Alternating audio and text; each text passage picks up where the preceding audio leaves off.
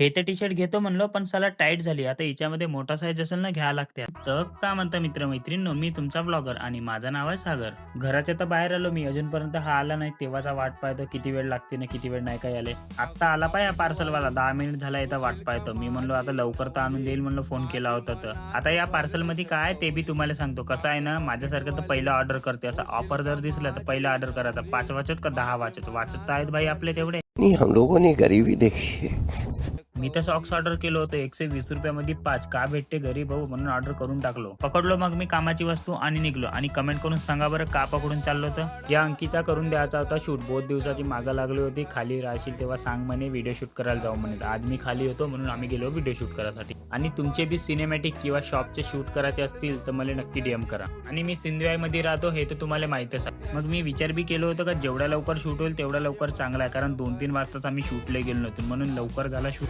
सायंकाळी मेवून आला होता माझा, त्याला घ्यायची होती टी-शर्ट. मग त्याच्यासोबत दुकानात आलो.